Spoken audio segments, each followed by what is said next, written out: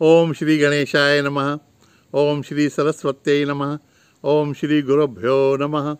ओम समस्त जन कल्याणे निरतं करुणामयं नमामि चिन्मयं देवं सद्गुरुं ब्रह्म विद्वरं। सर्वमंगल मांगल्ये शिवे सर्वार्थ साधिके शरण्ये त्र्यंबके गौरी नारायणी नमोस्तुते। हरिओम मित्रों, हम लोग भगवद गीता जी के 13वें अध्याय का चिंतन कर रहे हैं। क्षेत्रज्ञ विभाग योग। क्षेत्र से क्षेत्रज्ञ को अलग जानना। तो भगवान ने हमको बताया कि क्षेत्र माने यह जड़ शरीर और इसको कार्यान्वित करने वाला चैतन्य जो है वो क्षेत्रज्ञ है। इसको जानने वाला क्षेत्रज्ञ, जिसको भगवान आगे प्रकृति और पुरुष ऐसे दो अलग नाम भी देंगे। इसके साथ में भगवान ने हमें कुछ गुण आत्मसात करने के लिए कहा, जिनके माध्यम से हम उस क्षेत्रज्ञ का ज्ञान प्राप्त कर सकते हैं, है ना। अब 13वें श्लोक से आगे भगवान डायरेक्टली हमें उस क्षेत्रज्ञ के बारे में बताते हैं। 13वें श्लोक में भगवान कहते हैं कि सर्वतः पाणिपादम तत्। वह कैसा है भगवान? तो सभी जगह उसके, पानी माने हाथ हैं, पाद माने पैर हैं। सर्वतः अक्षी, सभी जगह आंखों वाला है। शिरः, सभी जगह सिर वाला है। मुख, सब जगह मुख वाला है। सर्वतः श्रुतिमत लोके, सर्वतः श्रुतिमत लोके, संपूर्ण लोक में उसी के श्रुति माने कान है। सर्वम आवृत्य तिष्ठति, सभी कुछ व्याप्त करते हुए वह स्थित है। तो इसका अर्थ ऐसा हुआ कि सभी हाथ, पैर, कान, आंखें, ये सब अवयव भगवान की ही हैं। या फिर इन सभी अवयवों में से जहाँ कहीं भी वो अवयव हो, उन सभी में से कार्य करने वाला एकमात्र भगवान ही है। ऐसा भी तो इसका अर्थ हो सकता है। ठीक है, समझ गए ये बात? ये बात समझ में आ ही रही है, तब तक याद आ जाता है कि संत तुलसीदास जी ने रामचरितमानस में तो कुछ अलग ही वर्णन किया है। याद है ना आपको? बिनु पद चलहि सुने बिनु काना। लो कर लो बात। बिनु पद चलहि, पैर नहीं और वो चलता है। सुने बिनु काना, उसको कान नहीं है और सुनता है। कर बिनु कर्म, हाथ नहीं है लेकिन कर्म है। करे बिनु नाना, है ना। हाथ नहीं है लेकिन बहुत अलग अलग कर्म करते रहता है। उसके आगे कहा कि आनन नहीं है, मुख नहीं है लेकिन सभी रस भोगता है। तन नहीं है लेकिन स्पर्श करता है। नेत्र नहीं है लेकिन देखता है। सब वर्णन है। तुलसीदास जी ने ऐसे किया वर्णन। तो रामचरितमानस में कहते हैं कि उसको हाथ नहीं है, पैर नहीं है, आंखें नहीं है, तन नहीं है, जीवा नहीं, कुछ भी नहीं। बिना जीवा वक्ता है वो, ऐसा कहते हैं। तो गीता जी में कहते हैं सभी हाथ पैर उसके हैं, अनेक हाथ पैर सहस्त्र उसके हैं। और रामचरितमानस में कहते हैं तो कि उसको हाथ पैर ही नहीं है। तो देखिए ना मित्रों, हम लोग तो पहले ही कंफ्यूज्ड लोग, और जब ऐसी दो दो बातें सब पढ़ते हैं तो और कंफ्यूज हो जाते हैं। इसके लिए ना, इनको समझने के लिए गुरु परंपरा से थोड़ा अध्ययन करना आवश्यक हो जाता है। दोनों बातें ठीक है, स्टैंड पॉइंट अलग है। देखिए भगवद गीता जी में क्या कहा कि सभी हाथ पैर कान सभी अवयव उनके हैं, भगवान के। सही बात है ना। एक शरीर में पैर और हाथ जो हैं उनके माध्यम से कार्य करने वाला चैतन्य ही तो है। चैतन्य के सिवाय वो हाथ पैर क्या काम करेंगे? तो संपूर्ण प्राणियों के हाथ पैर आंखें अवयव जो हैं उनमें से कार्य करने वाला क्षेत्रज्ञ भगवान एक ही है। यही तो भगवान कह रहे हैं। वो बात हमको समझ में आ जाती है। लेकिन फिर रामचरितमानस में ऐसा क्यों कहते हैं कि हाथ पैर उसके नहीं है? ये बात समझ लें। देखिए हम ये समझ लें कि सभी लहरों में सागर है, लेकिन सागर में लहरें नहीं हैं।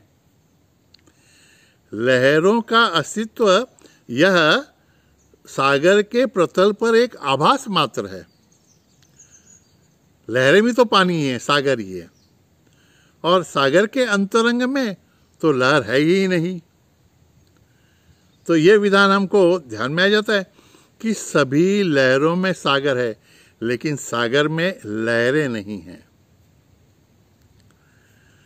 तो एक ओर से एक स्टैंड पॉइंट से कहें तो सभी लहरें सागर की हैं, और दूसरे सागर की दृष्टि से सागर कहेगा कि मुझ में तो एक भी लहर नहीं है। उसी प्रकार से सोने के आभूषण लेंगे तो सभी आभूषणों में सुवर्ण है, लेकिन सुवर्ण के स्वरूप में कोई भी आभूषण नहीं है। तो देखने वाला अगर आभूषण को देखेगा तो कहेगा कि ये सभी आभूषण सोने के हैं, लेकिन सुवर्ण की दृष्टिकोण से सुवर्ण कहेगा कि मुझ में एक भी आभूषण नहीं है। अब थोड़ा और चिंतन करें। जैसे कि तुलसीदास जी कहते हैं, बिनु पद चलें, तो वो चलता कैसे है? पैर नहीं है तो वो चलता कैसे है? अब थोड़ा अलग इसका स्पष्टीकरण देखें। व्यवहारतः ही मैं एक कार में बैठकर यहां से वहां जाता हूं, यहां से वहां, कार में बैठकर चला, तो वहां पर उतरने के बाद तो मैं कह सकता हूं कि मैं यहां से वहां गया, लेकिन मैं चला ही नहीं। बिना पैरों के उपयोग किए मैं यहां से वहां तक पहुंच गया। ये भी तो ठीक है ना। और सत्य तत्व की दृष्टि से, सर्वव्यापी परब्रह्म भगवान की दृष्टि से तो और एक अलग अर्थ है। मैं यहां नहीं था इसलिए वहां गया, लेकिन चैतन्य जो है, परब्रह्म तत्व जो है, भगवान जो है, वो यहाँ पे भी है और वहाँ पे भी है। तो उनका आना जाना तो सब मिथ्या है। देखने वाले के लिए ऐसा प्रतीत होता है कि भगवान यहाँ थे, वहाँ भी हैं, यहाँ से वहाँ गए, है ना। तो वेदांत की दृष्टि से अगर हम देखें तो ये सब बातें हमको ध्यान में आ जाती हैं।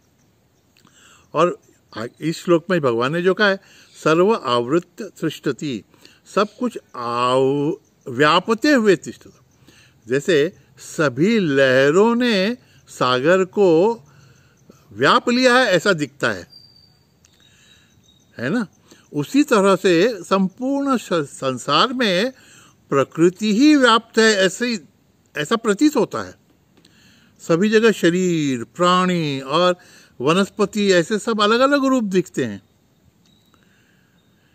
ऐसा हमको लगता है कि प्रकृति ने सब कुछ व्याप्त किया है, लेकिन यथार्थतः हम कैसे भी दिखें तो हमारा ये जो रूप है ये आभासात्मक है।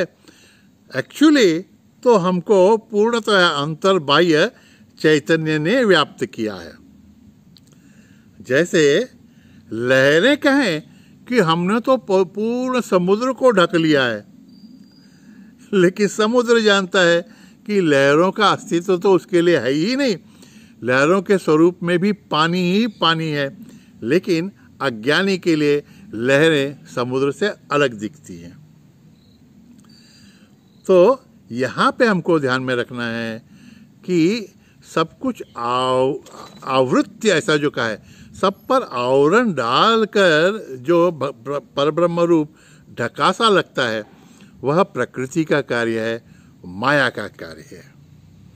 माया प्रकृति भगवान के यथार्थ रूप को ढकती है, इसलिए कुछ अलग ही रूप हमको प्रतीत होता है।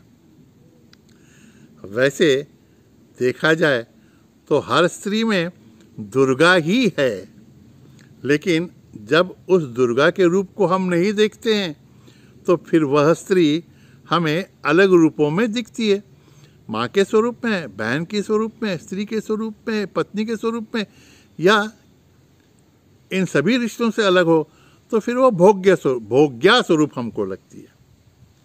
लेकिन उस स्वरूप से अगर हम दृष्टि हटाएं तो वह शक्ति, सब कुछ देने वाली, जिसका वर्णन हम सर्वमंगल मांगल्य करते हैं, वह माया भी हमें परमात्मा स्वरूप की तरह कृपा करने वाली हो सकती है, क्योंकि जब तक माया अपना आवरण नहीं हटाती तब तक उसके पीछे हमेशा विद्यमान रहने वाला जो परम तत्व है, सत्य तत्व है, वो हमारी नज़रों के सामने प्रकट नहीं हो सकता। इसीलिए सर्वमंगल मांगल्य, इसका भी तो हम ध्यान करते रहते हैं। प्रकृति ने पुरुष को ढका हुआ है, ऐसा अज्ञानी की दृष्टि से दिखता है, जैसा लहरों ने सागर को ढका है ऐसा प्रतीत होता है। और कुछ ज्ञान की बातें भगवान को जानने के बारे में हम देखेंगे, तब तक यह दृष्टि आत्मसात करने का प्रयत्न करेंगे। हरिओम तत्सत। नारायण नारायण नारायण।